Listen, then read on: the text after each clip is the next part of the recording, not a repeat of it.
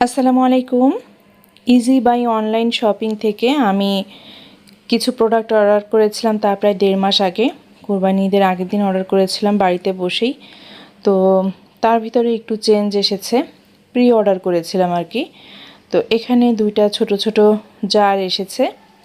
তো জার দুইটা আমি রিসিভ করে নিলাম, এখন আপনাদের সাথে শেয়ার করছি আর আমিও দেখে নিচ্ছি আসলে জার দুইটা কেমন হয়েছে। শুধু সেই গড়িয়াহাট থেকে এই জারগুলো আমি হাতে পেলাম ইজি বাই অনলাইন শপিং পেজের মাধ্যমে। আমার কাছে তো খুব ভালো লেগেছিল, এই কারণে আমি 3টা জারের সেট অর্ডার করেছিলাম, কিন্তু ওনারা দিতে না পারায় পরবর্তীতে আমি এই 2টা লাল জারের সেটটা নিয়ে নিয়েছি।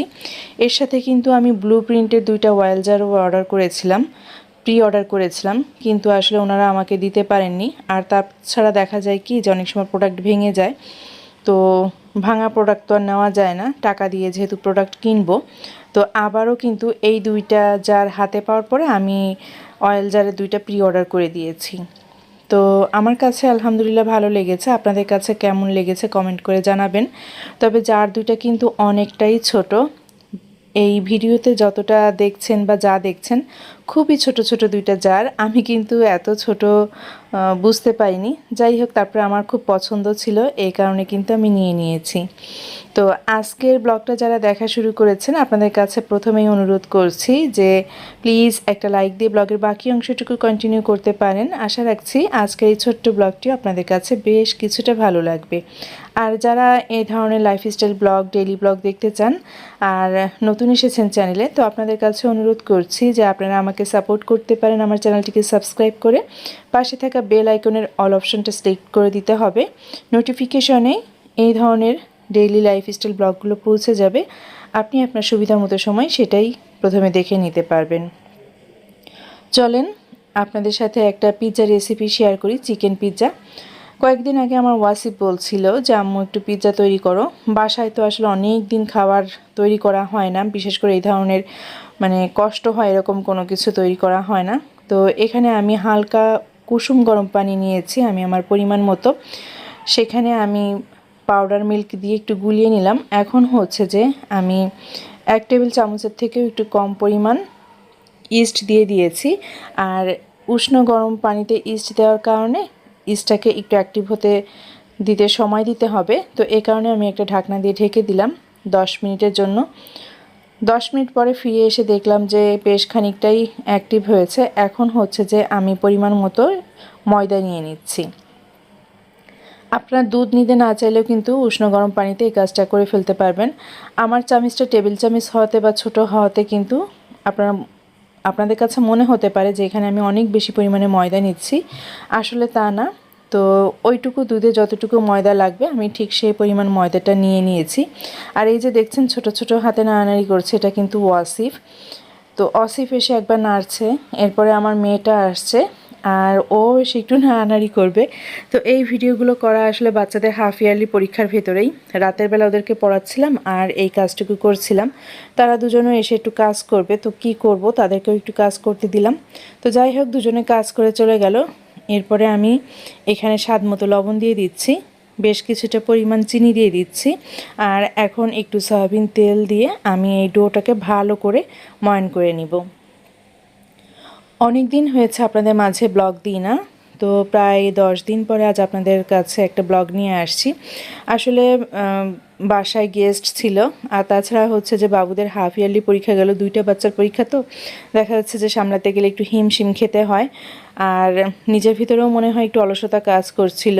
আর এখন যে হারে বৃষ্টি হচ্ছে, এই বৃষ্টির কারণে আমাকে আরও বেশি অলসতা পেয়ে বসেছে। তারপরেও অনেক আপুরা আমাকে রিকোয়েস্ট করেছেন যে আপু কবে ভিডিও দিচ্ছেন, ভিডিওর অপেক্ষায় রইলাম। তো সেই সব আপুদের কথা চিন্তা করে আমার প্রিয় আপুদের জন্য আজ ছোট্ট একটা ভিডিও আমি শেয়ার করছি। তো এই তো আমি ডোটাকে রেডি করে নিয়েছি, এখন হচ্ছে আমি ওভেনে গরম জায়গায় তা প্রায় আধা ঘন্টার মতো আমি একটু রেখে দিব। আর এখন চিকেনটাকে সব ধরনের রেগুলার মশলা দিয়ে আমি টপিংটাকে রেডি করে নিচ্ছি। এখানে আমি নিয়েছি আদা পেস্ট, রসুন পেস্ট, মরিচের গুঁড়া, লবণ আর সয়া সস দিয়েছি। এই কয়েকটা জিনিস দিয়েই আমি হচ্ছে গিয়ে চিকেনটাকে পানি দিয়ে এখন বয়েল করে নিচ্ছি। আর দিয়েছিলাম গরম মশলার গুঁড়া, যেটা না দিলে হবে না, এটা একটু দিতেই হয়। তো এই তো এতটুকু পানি দিয়ে আমি এখন চিকেনটাকে রান্না বসিয়ে দিয়ে বাবুদেরকে আবার পড়াতে চলে যাব। আধা ঘন্টা পর ফিরে এসেছি। তো এই যে খুব বেশি সময় তো দিতে পারিনি, আর যতটুকু ফুলেছে তো আমি দেখতেই পাচ্ছেন যে বাতাসটা বের করে দিতে হচ্ছে। তো দুইটা ভাগে আমি ডোটাকে ভাগ করে নিব। একটা অংশ দিয়ে আমি এখন রাতের জন্য পিৎজা তৈরি করে নিব, যেটা আমি সহ আমার বাচ্চারা খাবো রাতের বেলা। আর বাকি অংশটুকু দিয়ে বাচ্চাদেরকে আমি বান বানিয়ে দিয়েছিলাম। তো যাই হোক, একটা অংশ দিয়ে এখন হচ্ছে যে আমি পিৎজার যে ট্রেটা রয়েছে আমার গোল, সেইটাতে ভালো করে তেল ব্রাশ করে নিচ্ছি, আর হাত দিয়েই আমি রুটিটাকে বেলে বেলে একদম সেট করে নিব এই প্যানটার সাথেই। আমি আমার এর প্রিভিয়াস ব্লগগুলো তো বহুতবার আপনাদের সাথে, যারা আমার পুরাতন ভিউয়ার্স আছেন তারা বলতে পারবেন যে আমি অনেকবার পিৎজা রেসিপি আমি আপনাদের সাথে শেয়ার করেছি। তো যাই হোক, আজও যেহেতু বানাচ্ছি, আজও শেয়ার করে দিলাম।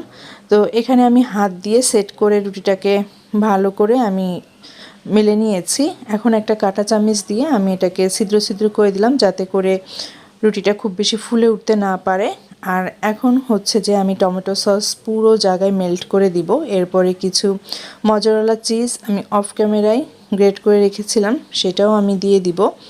তো মজারেলা চিজ আর হচ্ছে যে টমেটো সসটাকে ব্লেন্ড করে দেওয়ার পরে এরপরে আমি যে চিকেনটাকে রান্না করে নিয়েছি সেই চিকেনটাকে আমি এক এক করে রুটির উপরে দিয়ে দিব।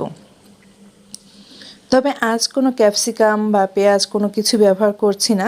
ক্যাপসিকাম বা কাঁচামরিচ বা পেঁয়াজ এগুলো দিলে দেখা যায় যে বাচ্চারা খেতে চায় না, সেগুলো খুঁটে খুঁটে আমাকেই খেতে হয়। তাই ওদের পছন্দ অনুযায়ী আজ এই চিকেনটা দিয়েই আমি পিৎজাটাকে তৈরি করে নিচ্ছি। আপনাদের কাছে আমি ক্ষমা চেয়ে নিচ্ছি, আসলে অনেক দিন দেরি করে আপনাদের মাঝে ব্লগটা আনছি। তো আপনারা আমাকে ক্ষমা সুন্দর দৃষ্টিতে দেখবেন। আর নিজেরও আসলে শরীরটা ভালো ছিল না, এর ভিতরে অনেক বেশি অসুস্থ ছিলাম। তো দেখা যায় যে প্রেশারটা হাই থাকে কখনো, আবার ডায়াবেটিসটাও কখনো বাড়তি থাকে। এসব কারণে কিন্তু শরীরটা খুব বেশি খারাপ ছিল। তো যাই হোক, আমি এখন এই যে পিৎজাটাকে রেডি করে নিয়েছি। তো পিৎজাটাকে রেডি হতে হতে কিন্তু আমি আমার ওভেনটাকেও 5 মিনিট প্রিহিট দিয়ে নিয়েছিলাম। এখন আমি টাইমটা সেট করে পিৎজাটাকে আমি ওভেনে বসিয়ে দিয়েছিলাম। তো নির্দিষ্ট সময় পর এসে 180 ডিগ্রি সেন্টিগ্রেড তাপমাত্রায় আমি 20 মিনিটের জন্য দিয়েছিলাম। 20 মিনিট পরে আসলাম, দেখি যে পিৎজাটা সুন্দরভাবে হয়ে গেছে। এখন আমি বের করে নিয়ে আসলাম টেবিলে। তো এই হচ্ছে পিৎজাটা। আর বরাবরই আমি এই বাসায় যে পিৎজাটা বানাই, মানে আমার বাচ্চাদের কাছে বা আমার কাছে, এটা ভালোই হয়, একদম যে খারাপ হয় তা না। তো আমি এখন এটাকে 4 ভাগে ভাগ করে নিয়ে এই যে একটা চপিং বোর্ডে নামিয়ে নিলাম, আর এখন বাচ্চাদেরকে দিয়ে দিচ্ছি আর আপনাদেরকেও দেখাচ্ছি যে পিৎজাটা কেমন হয়েছে। ভালোই হয়েছে, রুটিটাও বেশ কিছুটা ফোলে, আর পেছনের সাইডটাও খুব সুন্দর করে হয়ে যায়। তো মাইক্রোওয়েভ ওভেনে কিন্তু আমি এভাবে করে বরাবরের মতো পিৎজা বানাই। চুলাতে বানালে দেখা যায় কি যে পিৎজাটা খুব বেশি হয়, নিচের সাইডটা পুড়ে যায় বা উপরের সাইডটা হতে চায় না, এরকম একটা সমস্যা হয়। তো যার কারণে আমি কিন্তু বরাবরের মতো সব সময় মাইক্রোওয়েভ ওভেনে বানানোর চেষ্টা করি। তো এই তো আজ কিন্তু একটানা ভয়েস ওভার করে গেলাম, আর আপনাদের সাথে ওই ছোট্ট ব্লগটা শেয়ার করলাম। নিচের পার্টটা আপনাদেরকে দেখিয়ে দিলাম যে কত সুন্দর হয়েছে। তো পিৎজাটা এখন আমি আর আমার বাচ্চারা মিলে খাচ্ছি। আচ্ছা চলেন আপনাদের সাথে আরেকটা জিনিস শেয়ার করি। অনলাইন থেকে আপনাদের ভাইয়া এই জিনিসটা অর্ডার করেছিল, আপনারা কি কেউ ব্যবহার করেন কিনা আমি জানি না। তো আমি নতুন করব, মানে সাদা জিনিসকে আরেকটু সাদা করার জন্য এই ম্যাক্স হোয়াইটটা, এই বোতলটা অর্ডার করেছিল। এটাতে লিকুইড রয়েছে। তো আমি একটু এগুলো মানে যে ব্যবহারের নিয়ম রয়েছে সেটা পড়ে নিচ্ছিলাম আর আপনাদের সাথেও শেয়ার করছিলাম। অলরেডি কিন্তু একবার ব্যবহার করেছি, তো দেখা যাক কেমন হয়, আপনাদের সাথে পরবর্তীতে রিভিউ দেওয়া যাবে। তো এটা সাদা যে বাচ্চাদের স্কুল ড্রেস, আপনাদের ভাইয়ার যে পাজামা থাকে, গেঞ্জি থাকে, বাচ্চাদের মোজা বা টাইস বা যাই থাক, সাদা জিনিসগুলোকে ব্যবহারের আগে বা ডিটারজেন্টে ভেজানোর আগে এখানে বেশ কিছুটা পরিমাণ পানির সাথে মিশিয়ে তারপরে রেখে দিতে হয়। এরপরে ডিটারজেন্ট বা সাবান দিয়ে বা ওয়াশিং মেশিনে কেচে ফেললেই হয়ে যায়। তো এভাবে করেই কিন্তু আমি এই জিনিসটা ব্যবহার করেছি। তো এই ছিল আজকের ব্লগ। আর আপনারা যদি কেউ এটা ব্যবহার করে থাকেন আমাকে অবশ্যই জানাবেন যেটা কেমন ব্যবহার করতে। আশা করছি আজকের এই ছোট্ট ব্লগটা আপনাদের কাছে বেশ কিছুটা ভালো লেগেছে। দেখা হবে, কথা হবে নেক্সট ব্লগে। ভালো থাকবেন সবাই, বিদায় নিচ্ছি। আল্লাহ হাফেজ, আসসালামু আলাইকুম।